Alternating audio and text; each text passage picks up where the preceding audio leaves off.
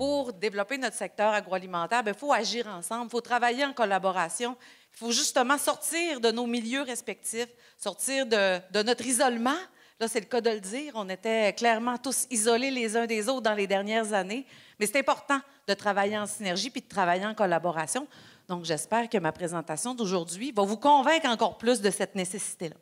Avant de vous parler un peu plus de l'organisation que je représente, qui est le créneau d'excellence agroboréale, je vais quand même revenir un peu sur certains enjeux. Mario en a fait un très bon survol. On va les regarder d'une perspective différente. Là, vous ne devez pas voir grand-chose, mais ce n'est pas grave, c'est voulu. C'est une belle pizza. C'est une belle pizza, puis cette pizza-là, ce que c'est, en fait, ce sont les logos de grandes marques qu'on retrouve sur le marché agroalimentaire, puis que vous connaissez probablement tous. Et ce qui est fascinant de voir avec cette pizza-là, c'est que ces grandes marques-là sont en fait contrôlées par un nombre très restreint de grands groupes qui contrôlent en fait le marché agroalimentaire. Mario nous parlait justement de globalisation du marché, puis qu'effectivement, notre concurrent, ce n'est pas notre voisin, notre concurrent, c'est le monde. Mais c'est ça la réalité aujourd'hui. L'environnement concurrentiel des entreprises, c'est qu'on est confronté à ça, l'ensemble de ce bruit-là à laquelle on est tous, comme consommateurs, confrontés quand on va faire des choix, mais qui, au final, sont contrôlés par un nombre très restreint de gens. Donc, mais c'est ça la réalité.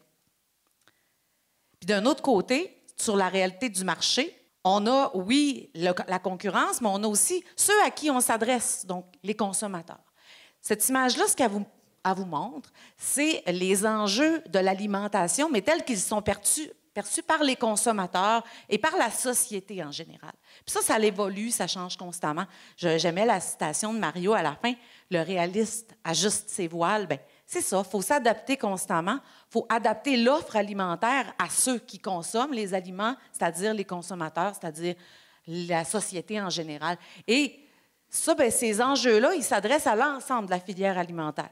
Et en ce moment, les grands enjeux se rapportent principalement à la provenance de nos aliments, à l'éthique quant à leur production, à leur transformation, à leur mise en marché, la durabilité et la santé de la population. Donc, ces éléments-là, oui, c'est des tendances de consommation, comme on les appelle souvent, mais est-ce que notre offre alimentaire, à l'heure actuelle, répond à ces besoins-là, aux attentes de consommateurs? Donc, c'est important de sans cesse en tenir compte et d'ajuster justement son offre, d'ajuster ses voiles pour pouvoir venir s'y conformer. Alors, on dit qu'on est préoccupé par la provenance de nos aliments. On parle d'autonomie alimentaire, mais on est confronté maintenant à un autre type d'enjeu, la provenance de la main-d'œuvre. Donc, pour produire des aliments avec nos modèles agricoles actuels, nos modèles d'entreprise actuels, on n'a pas le choix pour continuer d'être compétitif vis-à-vis de la concurrence, de la globalisation des marchés. Il faut trouver des solutions à l'enjeu de main-d'œuvre. Et la solution qu'on a à l'heure actuelle, c'est des travailleurs étrangers temporaires, c'est de la main-d'œuvre immigrante. Mais est-ce que c'est une solution qui est durable? Tu sais, je vous amène ça, poser la question, c'est pas forcément y répondre, parce que des solutions à l'heure actuelle, on ne sait plus vers laquelle se tourner. Mais ça reste quand même une préoccupation, puis un dialogue social qu'on va devoir se poser. À quel prix veut-on avoir une autonomie alimentaire? À quel prix veut-on avoir des produits locaux, mais qui dépendent d'une main-d'œuvre, elle, qui n'est pas locale aussi? Une des solutions à l'enjeu de main-d'œuvre, bien entendu, il y a la transformation numérique, donc s'adapter aux nouvelles technologies, utiliser les nouvelles technologies pour rester productif, rester performant. Puis ça, c'est à différentes sphères à la ferme, dans les entreprises de transformation. Il y a beaucoup d'éléments qui sont là, qui vont, oui, nécessiter des investissements, mais c'est une forme d'adaptation aux enjeux à laquelle on est confronté. On peut aller à la suivante. Et il y a également aussi tous les enjeux liés à l'environnement.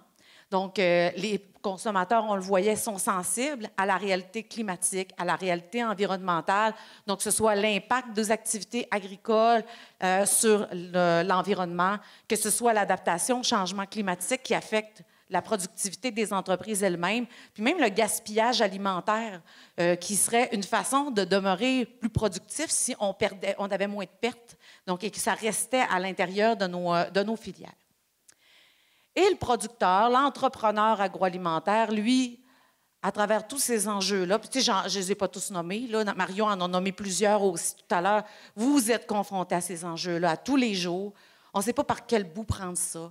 On ne sait pas vraiment quelles peuvent être les solutions possibles. Puis, il en existe des solutions, il existe de super beaux outils, il existe beaucoup d'intervenants, beaucoup de services en lien avec le secteur agroalimentaire. Puis c'est là que c'est important d'avoir des stratégies, de travailler ensemble, des stratégies collectives pour les trouver, les solutions. Et là, je vous amène à vous présenter un peu mieux qu'est-ce que c'est le créneau d'excellence agroboréal. Le créneau d'excellence agroboréal, c'est un créneau d'excellence Accor. Donc, ça s'inscrit à l'intérieur d'une stratégie du gouvernement du Québec, donc plus particulièrement liée au ministère de l'Économie et de l'Innovation. Ça fait une quinzaine d'années qu'existe cette démarche-là. Il existe des créneaux d'excellence dans tous les secteurs d'activité, à travers toutes les régions du Québec. Et on a la chance, dans la région, de pouvoir compter sur un créneau d'excellence dans le secteur agricole et agroalimentaire. Il n'y en a pas beaucoup, d'ailleurs, des régions au Québec qui ont des créneaux dans notre secteur d'activité.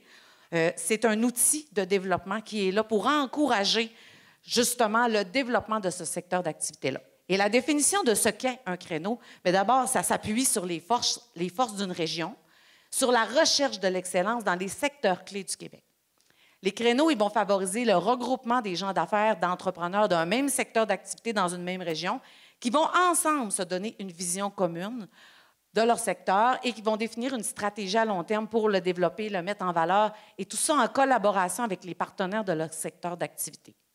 Donc, pour ce qui est de nos forces régionales au Saguenay-Lac-Saint-Jean, qu'est-ce qui a motivé de reconnaître un créneau d'excellence dans le secteur agroalimentaire? Bien, il y a la question du terroir boréal qui a commencé à faire réfléchir les gens quand il y a eu l'opportunité de mettre en place des créneaux. On a défini qu'est-ce que c'était une agriculture en contexte nordique, en contexte boréal.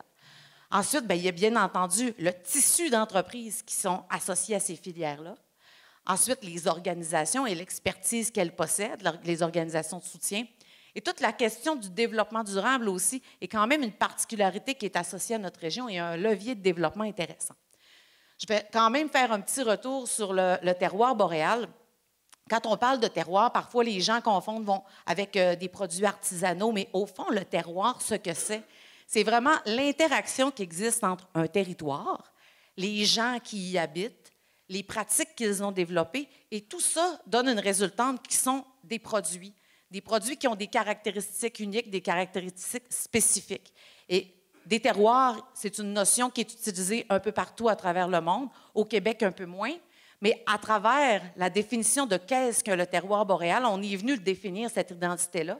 Et si on le voit sur la carte, le Saguenay-Lac-Saint-Jean en vert autour, c'est le secteur agricole. Puis on voit que c'est carrément une enclave agricole en plein cœur du Québec. On est loin des autres zones de production agricole et c'est ce qui fait notre différenciation, c'est ce qui fait que notre terroir puisse se distinguer parce qu'on a un éloignement, parce qu'on a des conditions géographiques qui sont spécifiques à notre territoire, parce qu'on a des conditions climatiques, des conditions agricoles aussi qui vont influencer la façon dont nos produits vont par la suite développer des caractéristiques qui leur sont propres. Le terroir, ça devient un levier de développement, c'est un moteur pour créer une valeur économique, d'abord parce que là, on parle de typicité de produits. Donc, on peut s'en servir pour faire du marketing territorial. Nancy va vous en parler tout à l'heure. On peut s'en servir pour développer des stratégies de différenciation, mettre de l'avant des caractéristiques spécifiques de nos produits. Ça a une valeur aussi qui est socioculturelle. Donc, on peut construire une identité à partir de notre terroir. On peut s'en servir pour mettre de l'avant notre mode de vie, développer un sentiment d'appartenance, attirer des gens en lien avec le terroir, que ce soit des touristes ou des gens qui viennent s'établir ici. Puis ça a même aussi une valeur écologique, parce que ce qu'on veut, c'est préserver les ressources naturelles associées à notre terroir. Donc, c'est un bien commun qui nous appartient tous, donc ça a une valeur écologique. Donc, si on se ramène au créneau, maintenant, qu'est-ce qu'on fait avec tout ça? Bien, le rôle d'un créneau d'excellence, notre rôle au créneau agroboréal, c'est de favoriser les collaborations pour le développement des entreprises agroalimentaires boréales. Donc, mon travail, c'est vraiment d'amener les gens à collaborer ensemble, d'où ce que je vous disais, ma conviction, c'est important de travailler ensemble. Et, dans le fond, ce qu'on est, en bref, c'est un réseau d'entreprises et de partenaires. On a une stratégie coordonnée et concertée et on apporte un soutien aux projets collaboratifs, mais également un accompagnement en réseau aux entrepreneurs. Quand on parle de réseau d'entreprises et de partenaires, On a nos filières boréales qu'on a catégorisées en 5 grandes filières. Mario y a fait référence, je ne donnerai pas de détails, mais on a la filière des petits fruits, des produits maraîchers, les plantes sauvages et indigènes, qu'on appelle parfois aussi les PFNL, les grandes cultures, les productions animales. Donc, nous, notre périmètre d'action principale, c'est les entreprises qui commercialisent les produits issus de ces filières-là. C'est environ une centaine d'entreprises, mais bien entendu, il y a les entreprises qui produisent les produits issus de nos filières. Donc là, on parle de plus de 1000 entreprises de production dans la région. C'est également notre réseau qui est composé également des organisations de soutien, que ce soit les centres de formation, les centres de recherche, le service conseil, les ministères, tout ce qui est accompagnement spécialisé, bien, ces gens-là peuvent apporter quelque chose à une stratégie concertée. Et on a au créneau développé un membership récemment, ce qui permet d'avoir un engagement encore plus marqué de certains de nos entreprises et partenaires à travers notre stratégie. Donc, on a une 60aine de membres à l'heure actuelle. Notre stratégie, quelle est-elle? Elle s'articule au sein de 5 grands axes d'intervention. Là, il va falloir que tu cliques un à la fois. D'abord, mobilisation et réseautage. Ça, c'est des actions qui vont mener à avoir plus de collaboration, de partenariat, des activités de concertation, tout ce qui est rayonnement et communication aussi de notre secteur d'activité. La mise en marché. Comment on peut avoir un positionnement différencié, notamment en utilisant notre terroir boréal, mais la production biologique, c'est un positionnement différencié aussi. Mais aussi également trouver de nouveaux marchés, atteindre de nouveaux marchés et les développer, puis appuyer les entreprises dans ces initiatives-là. Toute la question de l'innovation, Mario y a fait référence aussi, mais innover, pourquoi? Bien, d'abord, il a développé des conditions favorables à l'innovation parce qu'il n'innove pas qui veut. Il existe, il faut avoir accès à l'expertise, il faut avoir du financement, à la connaissance, aux technologies. Ensuite, bien, il y a tout ce qui est le développement, l'adaptation de notre offre alimentaire. On l'a vu, c'est important de tenir compte des besoins et des attentes du marché. Optimiser nos régies, optimiser nos façons de faire, nos procédés. La transformation numérique, c'est un moyen. Puis toute la question de développement durable également. Donc, adaptation au changement climatique, agro-environnement.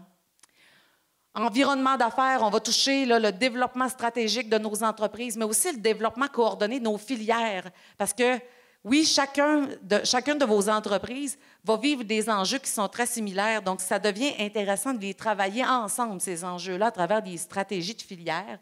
Beaucoup travailler aussi en chaîne de valeur, donc la production de concert avec la transformation, de concert avec ceux qui font la mise en marché. On fait du soutien à des projets d'affaires collaboratifs, puis également toutes les conditions favorables à la relève, à l'entrepreneuriat. Et finalement, le dernier axe d'intervention sur lequel on peut venir appuyer des projets concerne le capital humain, dernier enjeu, mais non le moindre, donc recrutement, attractivité de main-d'œuvre, trouver des solutions à ça, mais également le développement des compétences de la main-d'œuvre et des gestionnaires à l'intérieur des entreprises. Je parle de cette stratégie-là. Donc, la stratégie, c'est une stratégie concertée, une stratégie collaborative, donc elle appartient à tout le monde, elle appartient aux entreprises et à notre réseau de partenaires. Donc, moi, mon rôle, c'est d'appuyer le développement des projets collaboratifs qui s'inscrivent à l'intérieur de ces objectifs-là. Donc, des fois, bien, ça peut être à identifier un projet qui répond à un besoin du milieu. Ça peut être d'appuyer le développement d'un projet ou à définir un peu mieux un projet qui répondrait à une problématique qui est nommée. On peut apporter un soutien aussi à monter les projets, aller chercher des demandes de financement parce que des programmes de financement, il y en existe énormément. Et malheureusement, on laisse beaucoup d'argent sur la table à l'heure actuelle parce que c'est compliqué de faire des demandes de financement. Il faut écrire des affaires, c'est long. Bien, moi, c'est ça ma job, c'est de vous aider à aller chercher l'argent qui est disponible. Ensuite, bien, quand on a des projets, bien, c'est de les offrir aux entreprises quand on les démarre. Donc, que les gens embarquent dans ces projets-là qu'on fait pour eux. De soutenir les projets, d'en assurer le suivi. Et à la fin, bien entendu, quand les projets sont terminés, il faut voir qu'est-ce que ça a donné, amener les résultats à se transférer vers ceux pour qui c'est utile, puis voir, y a-t-il des suites à donner, on décolle-tu un autre projet pour continuer là-dessus, puis que ça fasse du sens, puis qu'il y ait une cohérence, puis que notre stratégie fonctionne au bout du compte, qu'on atteigne nos objectifs. Donc, jusqu'à présent, tu peux cliquer là-dessus. C'est environ une centaine de projets depuis la mise en place du créneau il y a une quinzaine d'années qui ont été soutenus pour une valeur à peu près de 12 millions. Puis sachez que ça peut sembler des chiffres modestes, mais tout ça, c'est avec une seule ressource, et une seule ressource qui travaille en synergie avec énormément de partenaires et énormément d'entreprises. Puis justement, bien, à force d'avoir développé autant de collaborations, bien, on en a développé avec les organisations de soutien aux entreprises pour apporter un soutien spécialisé et un accompagnement en réseau quand ils accompagnent des entreprises du secteur agroalimentaire. Donc, que ce soit à l'étape de l'exploration, de la validation d'un projet, quand on est en train de le planifier, on le lance ou une entreprise qui est en croissance, bien, nous, notre rôle, on a pris des ententes avec ces organisations de soutien-là pour faire de la mise en réseau de l'entreprise avec le réseau de partenaires à différentes phases de son développement. On apporte des conseils stratégiques. On peut orienter et référer vers les bonnes ressources au bon moment. Donc ça, je pense qu'on y travaille très fort pour vraiment être en complémentarité avec ceux qui accompagnent les entreprises. Et pour finir, avant justement de céder la parole à Nancy, qui est déjà rendue, on travaille ensemble, Nancy et moi, beaucoup au niveau de la concertation du secteur agroalimentaire à travers la stratégie sectorielle.